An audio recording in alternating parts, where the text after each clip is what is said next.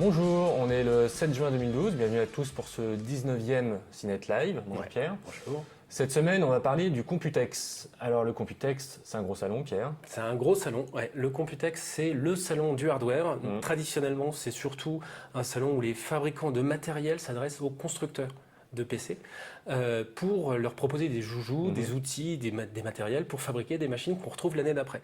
Cette année, c'est un peu particulier. Hasard du calendrier, on a tout simplement l'arrivée de Windows 8 d'un côté et des Ultrabooks, grosse poussée d'Intel sur les Ultrabooks qui font que les deux se mélangent et on a plus de machines annoncées déjà que traditionnellement sur le Computex.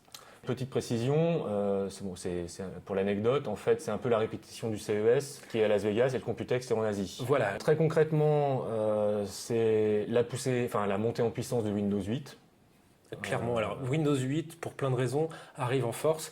On a eu les premières bêtas qui sont accessibles au grand public et donc tous les matériels se retrouvent calibrés, et on le sent vraiment une grosse pression, calibrés pour Windows 8. D'ailleurs, c'était une question qu'on a eue dans le forum de Cinet, où en gros, on nous demandait, c'est Ethan qui nous demandait ça dans le forum, est-ce qu'il va y avoir des Ultrabooks avec écran tactile? Ouais, alors il y en a plein qui sont déjà annoncés. Probablement, je suis pas sûr de l'interface, mais il y aura probablement une grosse réponse de la part des fabricants sur le tactile, tout simplement parce que Intel est derrière, il pousse dans cette voie-là. C'est un moyen de différenciation de proposer du tactile sur l'Ultrabook et Microsoft est là aussi en train de pousser à fond pour son interface unifiée avec Windows 8. Et la question qui va avec, est-ce que ça vaudra le coup, un Ultrabook tactile? Alors, pas vraiment, on a du mal. Avec l'arrivée de Windows 8, des tuiles, etc., de cet univers-là, ça va peut-être changer la donne. Il y aura sûrement des applications qui vont en tirer profit. Ouais. Maintenant, c'est vrai que c'est pas dans le réflexe. On est habitué à utiliser vraiment une interface très ergonomique, clavier-souris. Faudra voir comment la mayonnaise va prendre. Ouais. Ok. Alors, il y a eu ce qu'on attendait, on va dire, ce qu'on attendait, les ferlands des Ultrabooks. Ouais, alors, énormément de machines. L'avalanche. Là, c'est l'avalanche. Qu'est-ce qu'on en tire comme conclusion, assez rapidement? Deux choses. D'abord, il y a un pressing énorme de la part d'Intel, c'est-à-dire qu'on sent bien que pour faire plaisir à Intel, on va utiliser de l'Ultrabook, on va fabriquer de l'Ultrabook, et aussi un pressing marketing, c'est-à-dire qu'Intel cofinance des campagnes. Donc si on veut avoir de la visibilité sur le marché, en sortant d'Ultrabook, on est sûr d'avoir de l'aide de la part d'Intel pour ensuite communiquer sur la marque, sur le produit, etc. Et l'autre élément, c'est une des seules voies où il y a encore un profit possible, encore de la marge. C'est-à-dire que l'Ultrabook, c'est pas donné. On sait très bien que les prix commencent à 700, 800 euros. Alors, justement, c'est la question que je voulais te poser, c'est est-ce qu'on est raccord avec le concept initial de l'Ultrabook? Plus, alors bizarrement plus, parce que les prix baissent et en plus, on a du meilleur matériel. Intel a investi beaucoup d'argent pour produire de meilleures dalles, des SSD plus rapides et des choses qui sont plus abordables. Et donc tous les fabricants en profitent, viennent croquer un petit peu là-dedans et proposent du coup un matériel qui est plus ultra, un petit peu moins cher. D'accord. Et côté tablette, alors ce qu'on voit pointer vraiment de plus en plus, c'est une grosse opposition Windows 8. J'allais dire contre le reste du monde, non, mais c'est un peu ça quand même. C'est un peu ça. Il y a énormément de machines qui sortent, toutes sur le même modèle, quasiment. C'était assez massif là. Là ce qu'on a vu arriver, c'était chaud. Il y a du monde. Il y a du monde, et c'est un modèle qui est pas qui est dans l'ergonomie, mais qui vise surtout les ventes. C'est-à-dire qu'on va suivre Asus et sa Transformer Prime, une tablette donc avec un dock clavier, et tout le monde s'y met. Samsung, MSI, tout le monde clairement s'intéresse à ce format-là, et donc tout le monde suit sur du Windows 8 sur une tablette qui est en même temps une espèce de netbook ou de portable. Donc on a le meilleur des deux mondes sous Windows 8. D'accord. Et si on doit résumer en gros les 3-4 gros produits qui ont été annoncés, qui t'ont vraiment marqué là sur la semaine, sachant que le salon n'est pas encore tout à fait terminé. Des gros produits, des grosses annonces, il y a pas énormément de choses, et surtout, pour moi, c'est un vrai problème. C'est-à-dire qu'on a une uniformisation complète des produits. On a l'impression d'être au rayon. Moi, je suis au rayon laitage d'un supermarché.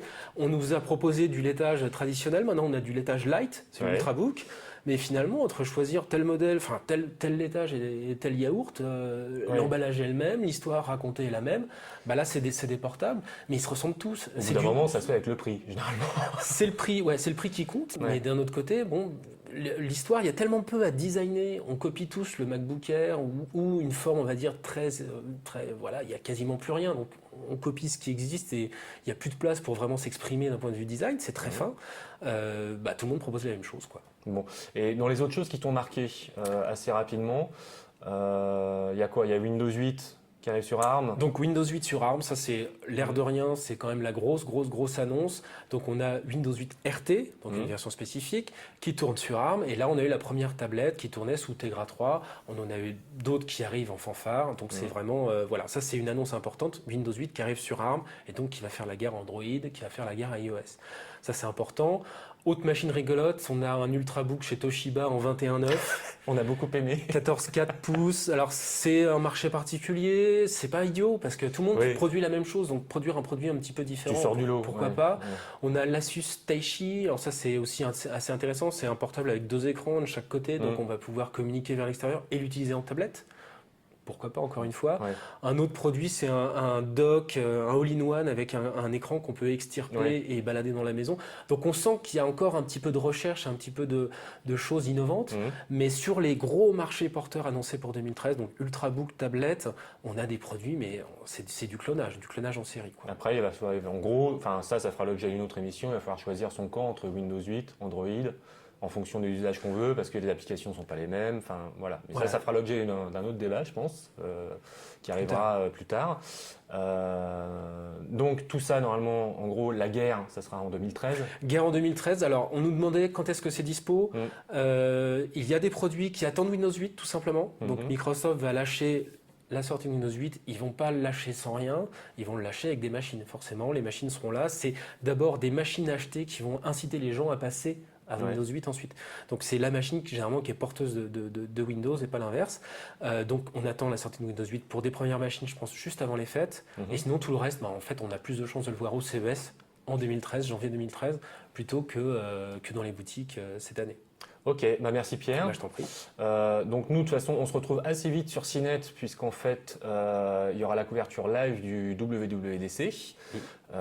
Donc là, c'est du Apple. Voilà, la concurrence dehors. Et puis de toute façon, donc tout ça arrivera, comme disait Pierre, fin décembre, on va certainement début janvier. Donc ça. là, on verra les joujoux en vrai, puisqu'on y sera. Nous, on se retrouve lundi soir prochain sur CNET pour le WWDC, vendredi prochain pour un autre CNET Live. Merci de nous avoir suivis, à bientôt. À bientôt.